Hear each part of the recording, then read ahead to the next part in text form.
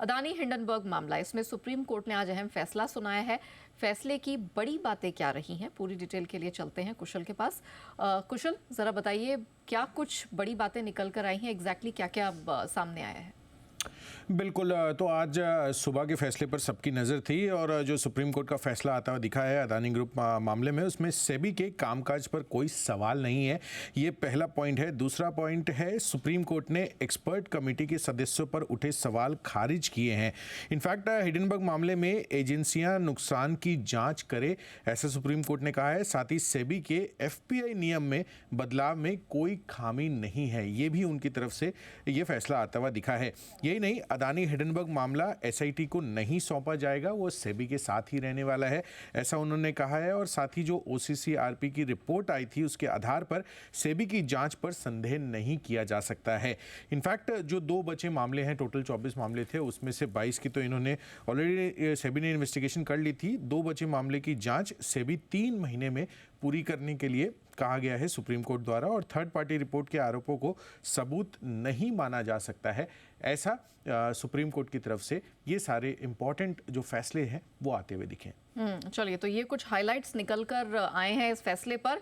और जैसे ही हमने ये फैसला आता हुआ देखा, उसके बाद गौतम अदानी जी की ट्वीट भी निकल कर आई है। उन्होंने कहा है कि माननीय सुप्रीम कोर्ट का जो जजमेंट है, जो फैसला है, वो ये दिखाता है कि सच की यहाँ पर जीत हुई है। आप उनका ट्वीट देख सकते हैं इस समय आपकी स्क्रीन पर। उन्होंने इसके लिए शुक्रगुजारी, धन्यवाद भी किया है लोगों को जो उनके साथ खड़े रहे। और साथ ही उन्होंने कहा है कि जो भारत की ग्रोथ स्टोरी है, उनमें भी उनका और उनकी जो ग्रुप है उसका जो योगदान है आगे भी जारी रहेगा। हम इसी विषय पर थोड़ा और विस्तार से बात करेंगे और हमसे बात करने के लिए इस समय हाईकोर्ट के 2 वरिष्ठ वकील हैं जो इस मामले को समझते हैं, उसे बहुत समय से डीपली देख रहे हैं। उनसे हम बात करेंगे और समझने की कोशिश करेंगे कि अब यहाँ से गोइंग फॉरवर्ड क्या होता हुआ दिखा रहा है, इसकी लीगैलिटीज़ को थोड़ा समझने की कोशिश करेंगे। हमारे साथ सुमित अग्रवाल जी जुड़ चुके हैं।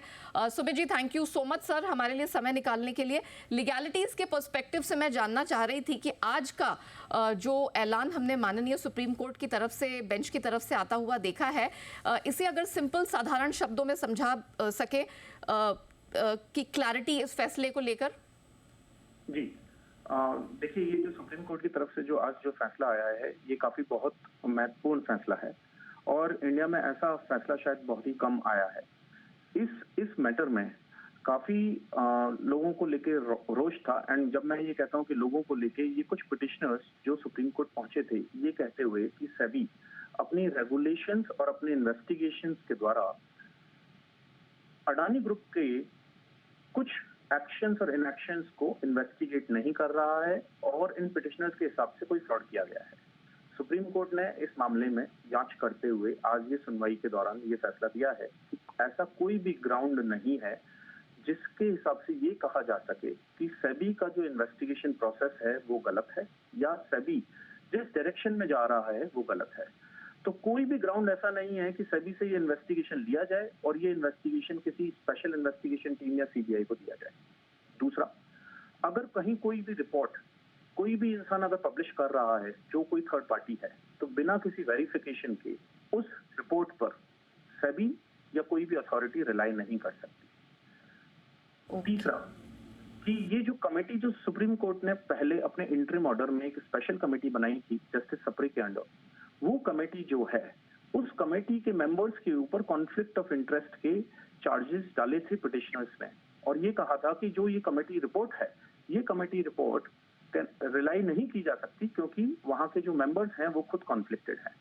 इस बात को रिजेक्ट करते हुए सुप्रीम कोर्ट ने कहा कि ये बिना किसी बुनियाद के ऐसा आर्ग्यूमेंट लिया गया है और कहीं कोई कॉन्फ्लिक्ट ऑफ इंटरेस्ट नहीं है।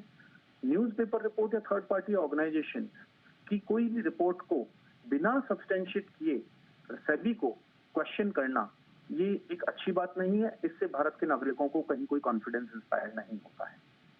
आखिर में उन्होंने 2 चीजें और कही, वो ये कि पहले एक राउंड में इनकम टैक्स डिपार्टमेंट का एक डायरेक्टर ऑफ रेवेन्यू इंटेलिजेंस का लेटर है, उस लेटर को ये पिटिशनर्स बहुत ही गलत तरीके से यूज करते हुए अडानी ग्रुप के ऊपर फ्रॉड का इन्वेस्टिगेशन लगा रहे हैं। उस लेटर का इंटरप्रिटेशन बहुत ही मिसकंसीव्ड है और कहीं कोई ग्राउंड नहीं है जहां सुप्रीम कोर्ट ये बोले कि सेबी को अपनी एफपीआई रेगुलेशन या लिस्टिंग रेगुलेशंस को रिवोक किया जाए। ये रेगुलेशन पक्का रेगुलेशन है और इसके बाद में कहीं जी। कोई थर्ड पार्टी इंफॉर्मेशन पे नहीं रिलाई किया जाना चाहिए। Okay Sumit ji, thank you so much समय निकालकर हमारे साथ जुड़ने के लिए और ये पूरी क्लैरिटी देने के लिए, समझाने के लिए कि एग्जैक्टली ये जो सुप्रीम कोर्ट का फैसला निकल कर आया है इसके मायने क्या है और अब आगे इस केस में क्या एक्सपेक्टेड है।